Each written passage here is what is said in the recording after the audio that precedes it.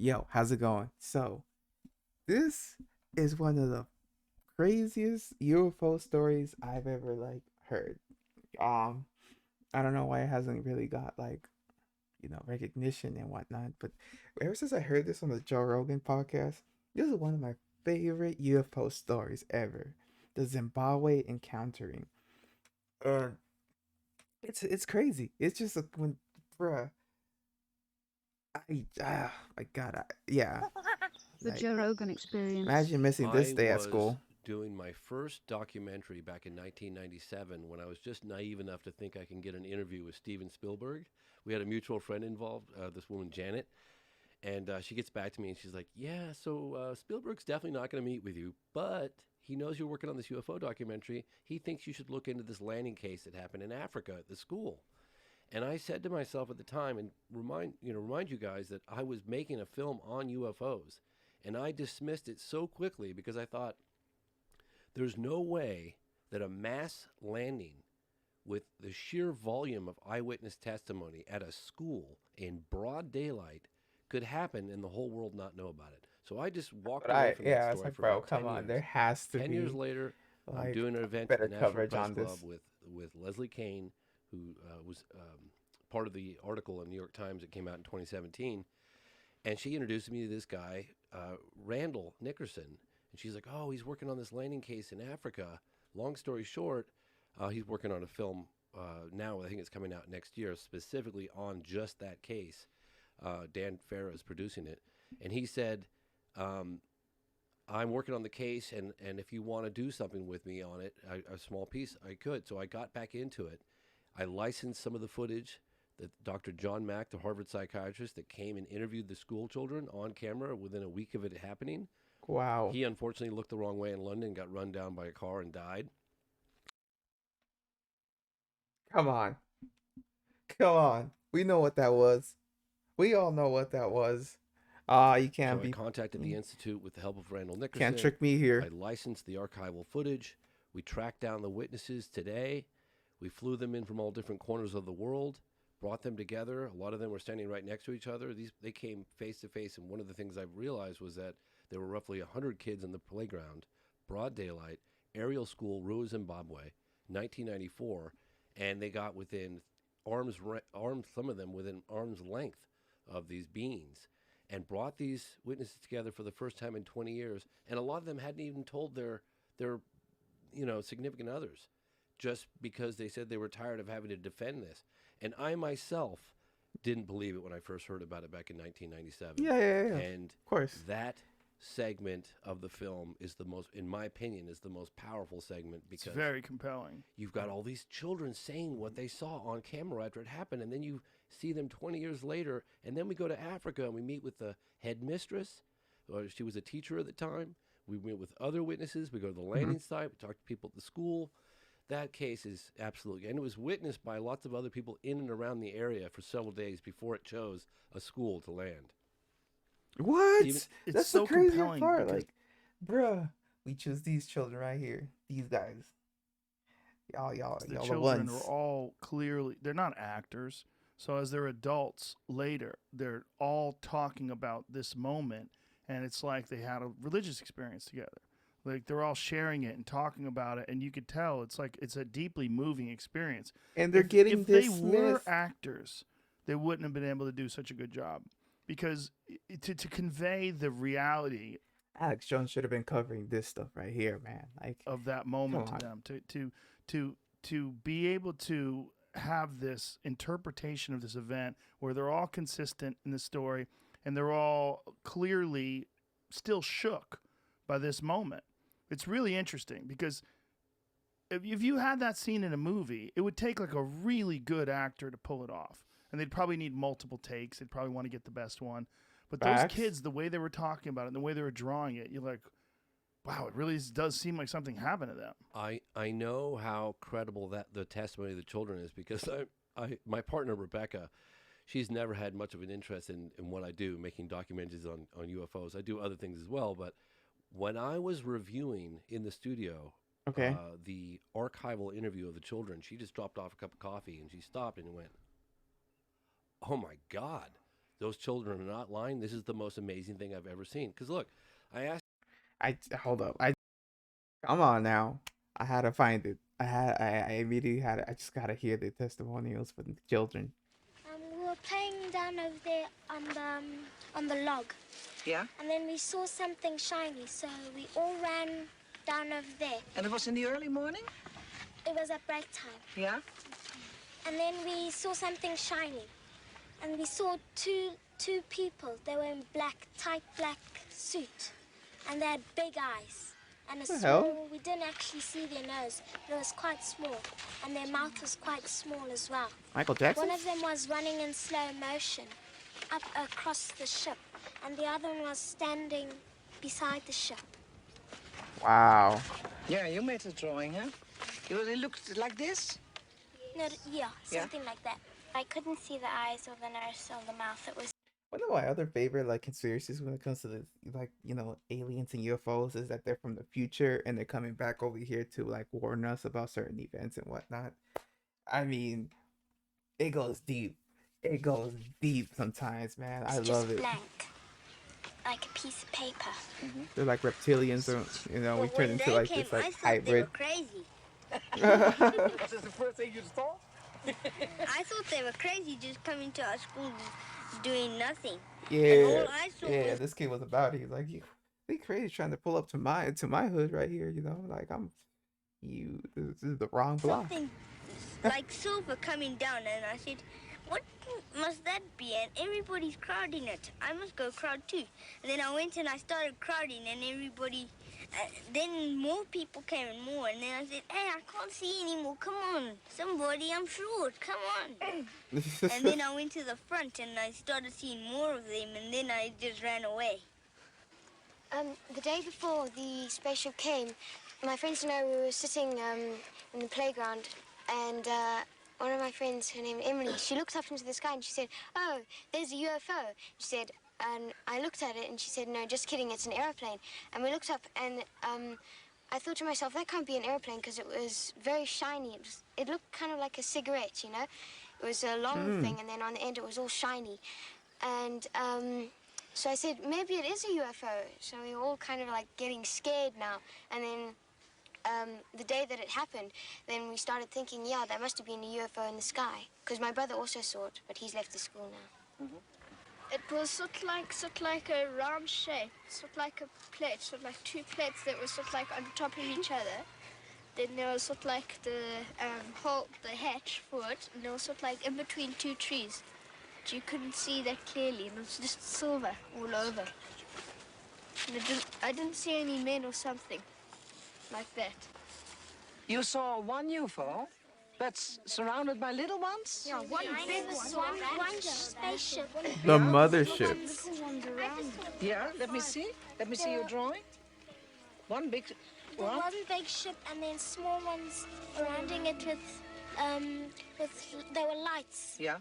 surrounding the ship. That's Like, crazy. Sean's, huh? This is Sean's drawing. Yes. Yeah, basically. Yeah. And, okay, one landed, the big one landed, and the And two then aliens came out. Yes. And what happened with the little ones? The little ones, they were just flowing around In the air, they didn't Yeah, touch the they ground. didn't were touch just the sitting in ground. the air next to it. And that, these Oh, they made the touched silver this lights? the peasants' ground, Yeah, you they're know? making different Earth color wings. lights, like Yeah, green, like they'd red, flash Ew. to green, then they'd go to blue, and then red, purple. green. Yeah, purple and red. But it was like it was going like each one to each one, but quickly. Like, Like, They'll go there and then it'll vanish, and then it'll go there and vanish, and then vanish. Oh, but really? going quickly. Like as if it was one ship moving yeah. places. I can this drawing. Come on. Were they yellow? No, I didn't have a silver crayon, so I There you go. did it yellow. You know? Think on your feet. So, but what happened? You came home and you told your parents. Yes. Some of them didn't believe it. And that's the worst. Your mom didn't believe you? My mom also. She didn't believe Is that hard? Because if you see something and nobody believes you, what happens? Yeah, you feel start sad. You start to You talk Yeah, to you friends you start to think as if it wasn't true. Yeah. And people people say to you, no, it wasn't true, so you think it wasn't true as Then you think that you're mad. Yeah. Yeah. And after that, you get all upset. Yeah, and everyone starts teasing. And my friends over the road, when I go there and I tell them about it, they just say, oh, he believes in aliens, oh, he's stupid. You've seen too many movies. Wow. Was there That's nobody cold. in your neighborhood who believed you? Yeah, my mom and dad believed me. My granny and my granddad believed me, but my uncle didn't. Where the spaceship had landed, all the insects and ants and stuff like that were all dead, and there was a huge black mark there. And my mom said it might have just been a fire there, but I don't think there was. I think it was the alien ship. Yeah. But you have gone to the place, of course, and have you seen anything? No, we weren't allowed An there. evidence, I mean, that it was there? Dang, did she eat the Because fly? Other people came to the school and they went out of the boundary of the playground and they went to go and see what had happened there, and they saw that the grass was burnt and all the living things had died there in that area. Dang. Him and his parents and his brother and sister all believed me. And my mother just believed me, but my dad didn't believe anything I said. Anything. And did Of course you the describe dad. it, Man, you tripping. describe it to them? Exactly what happened? Yeah, and I drew it on a paper and I said, Daddy, this is what it looked like. And then he saw it well and he said, Michael, I think you're telling the truth now. And then that's all he said of it, and that's all. Who Is was that it? scared? Not all of you, huh? Who was dreaming about it since then? Yes, In a bad way? Bad way. Yeah, in a bad way? No, tell me first in a bad way. Why? You have nightmares about it? Yes, I used to, but then after about a year, I stopped dreaming about it. Mm-hmm. I dreamt that the same one I saw without hair, he came into my bedroom and he took me from my bed. Oh. Did you dream that? Uh-oh. Yes. Yeah? And then I just screamed. I woke up and screamed. And what did your mom say? Well, she just kept on saying it was a nightmare. She didn't really believe me. I wasn't scared a bit. No, not at all. Nothing. It was all fun to me. I heard this lady on TV, I think it was Jill Dark, and she said this lady got kidnapped and she had babies that were aliens. That's okay. what you're afraid of. Yes. Yeah. I think the aliens came because they're curious like us, and well, they want to learn about us, and we want to learn about them. That kid right there, People he's that guy. The aliens came to warn us something's going to happen, that something bad is going to happen to the earth. Yeah? I think they came here to try and warn us that the children, because we're young, Got a long time. we've got a long time till we die, to warn us that when we're older, there's something going to pollute and happen to stuff. the earth. Yeah, and not to pollute, because Yeah. we're young, we can Global still warming? pollute it. Yeah. Do you still have all that Maybe. feeling? Climate That as a change? child you can do a lot? Yeah, I have it. Yeah? Do you feel, as a child, do you feel privileged? Or do you think, next time if the UFO is coming, please go to another school? No, From another school? You feel privileged that you saw it? I'd love them to come back and you could see them again. But only this time closer. Never What do you want to say? The only thing I want to know, when are we going to be on TV? Soon. You are on TV. We sent you the cassette. Wow. I mean, that's crazy, man. Like it's just exciting to see. It's exciting to see. I'm curious. Like, oh, they were also talking about when they're older now too.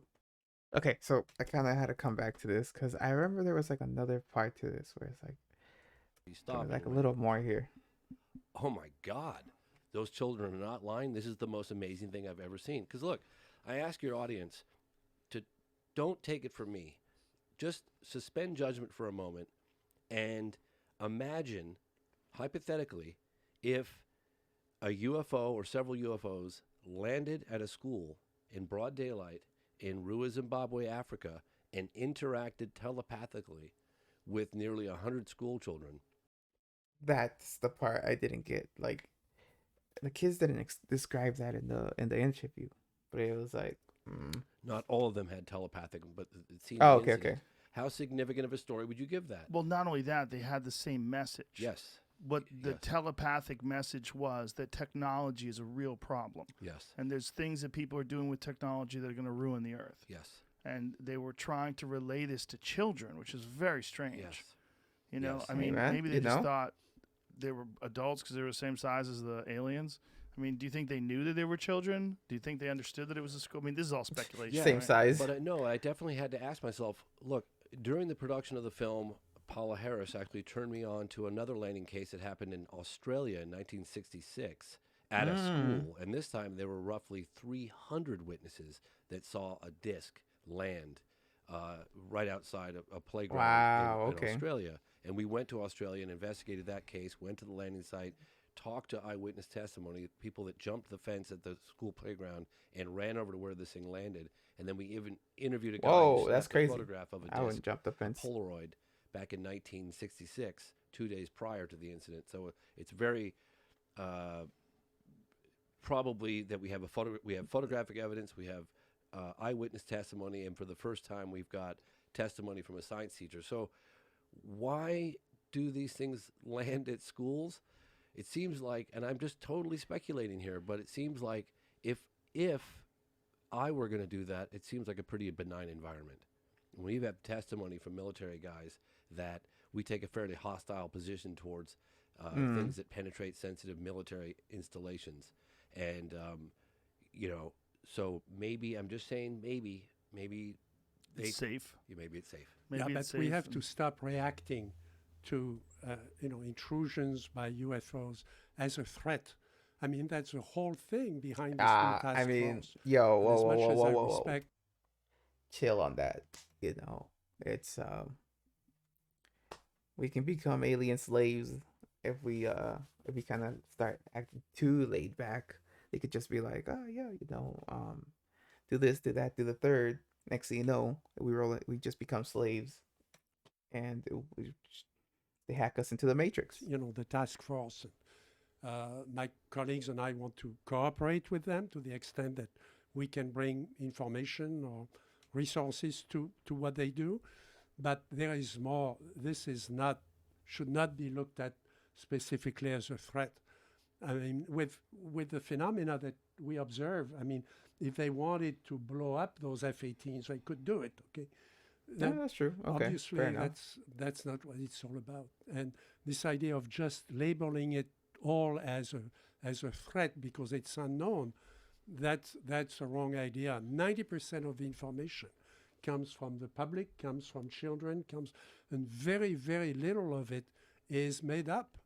In France, I mean, the data we get, at the French Space Agency comes through channels where if people reported something that's found to be untrue, they are going to be called by the police.